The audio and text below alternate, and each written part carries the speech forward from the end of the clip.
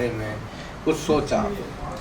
इस वीडियो को देखने के बाद में मुझे महसूस हुआ कि आपने इस वीडियो में एक गलती की है। वो ये गलती की है कि जब आप कह रहे हैं कि आपको बच्चों से कोई शिकायत नहीं है, और जब कोई शिकायत। हाय फ्रेंड्स, आज तो मन करता है बस आपसे ही बातें करूं। जंतर मंतर पर जो कुछ भी हुआ देश और दुनिया ने देखा है। कुछ शरारती बच्चों ने भद्दी भद्दी गालियां बोली। किसी भी सभ्य समाज को शोभा न दे ऐसे शब्दों का प्रयोग किया गया। मुझे तो गालियां दी गई, मेरी स्वर्गीय माता को भी गालियां दी गई। न जाने कितना भद्दा स्वरूप था। लेकिन मैं आज बात करना चाहता हूं कि बचपन में गलतियां होती हैं और बचपन में गलतियों से सुधरने का अवसर भी होता है, और यही तो बचपना है। और इसलिए मैं समाज के अंदर जो आक्रोश है उसको भली भांति समझ सकता हूं। एक कल्चरल शॉक है कि हमारी बेटियां इस प्रकार की भाषा कैसे बोल सकती हैं। लेकिन समय है इन बच्चों को गले लगा करके राह दिखाने का। एक गुमराह बच्चे हैं, उनको राह दिखाना हमारा काम है। उनको सजा देना, अदालतों के चक्कर कटवाना, समाज में उनको प्रताड़ित करना, इससे हम परिस्थितियां नहीं बदल पाएंगे। मैं उन्हें माफ करना चाहता हूं। समाज भी मेरी इस बात को स्वीकार करे, क्योंकि मेरे मन में एक ही भाव है।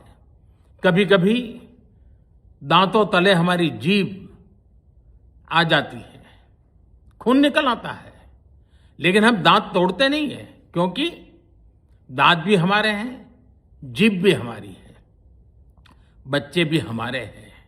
उन्हें राह दिखाना हमारा काम है। गुमराह को राह दिखाना कठिन होता है, लेकिन कठिन काम हमको करना है।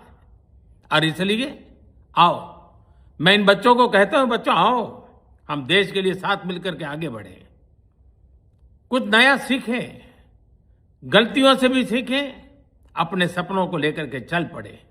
देश बहुत आगे बढ़ रहा है, आगे बढ़ने वाला है, और आपका भी आगे बढ़ना निश्चित हो, यही मेरा सपना है।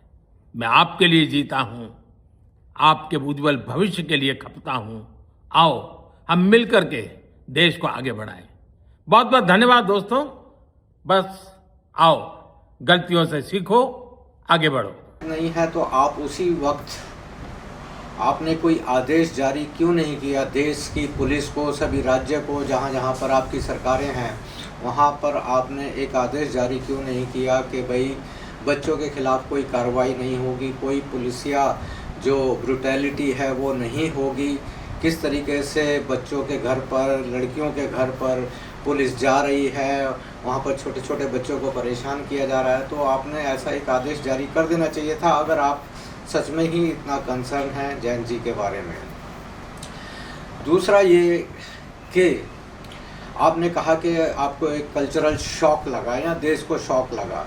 दरअसल मोदी जी, देश को कल्चरल शॉक उस वक्त में भी लगा था जब आपके ही सांसद ने संसद में खड़े होकर, ये तो फिर भी आक्रोशित बच्चे थे, सड़क पर थे, भूखे प्यासे पसीनों में तर बच्चे थे, तो इनके मुंह से कुछ निकल गया तो वैसे तो निकलना नहीं चाहिए, लेकिन निकल भी गया तो एज ए प्रधानमंत्री और इस राष्ट्र के राष्ट्राध्यक्ष के रूप में और प्रधानमंत्री के रूप में, और वैसे भी उम्र में आप इतने बड़े हैं कि आपको तो इनको तुरंत माफ़ कर देना चाहिए था। यहाँ ऐसी कोई बात ही नहीं होनी चाहिए थी जो भी कुछ उस दिन हुआ।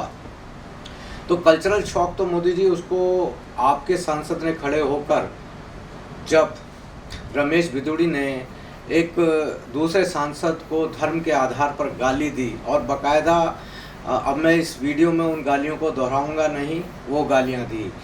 आपने खुद ना जाने कितनी बार अपने विपक्ष के नेताओं को क्या क्या कहा है, जर्सी गाय, 50 करोड़ की गर्लफ्रेंड और बार बाला, किस तरीके से आपने उस परिवार को प्रताड़ित किया है समय समय पर। बाकी प्रशासनिक कार्रवाइयाँ तो छोड़ दीजिए, लेकिन ये जो एक स्पष्ट रूप से ये आपके और आपकी पार्टी और उनके सपोर्टर के मुंह से ये सब कुछ निकला है, तो कल्चरल शॉक तो उस वक्त में होना चाहिए था। ये बड़ी विचारणीय प्रश्न है कि आप अब आपकी भाषा में कहीं ना कहीं ऐसा लग रहा है, यहाँ तो आप जैन जी को लुभाने की कोशिश कर रहे हैं। आप कह रहे हैं कि वो आएँ, आपके साथ मिलकर देश के लिए काम करें। बहुत अच्छी बात है। इसमें दो बातें हो गई। इसमें दो बातें ये हैं कि आप जैन, अन्यथा कार्रवाइयाँ तो चल रही हैं। अगर ऐसा होता तो आप इस वीडियो में ये स्पष्ट आदेश जारी कर देते कि भाई अब कोई कार्रवाई नहीं की जाएगी, जो हुआ सो हुआ बच्चों के ऊपर।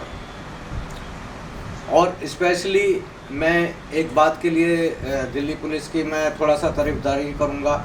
वो कहते हैं कि भाई जिनके ऊपर हमने FRS से फेस रिकग्निशन सिस्टम से जिन अपराधियों की पहचान की है, जिनके जो हैबिचुअल ऑफेंडर हैं, जिनके ऊपर बहुत सारे मर्डर रेप के केस हैं, हम उनको कैसे छोड़ दें? बिल्कुल नहीं छोड़ना चाहिए। मैं इस बात में दिल्ली पुलिस के साथ हूँ।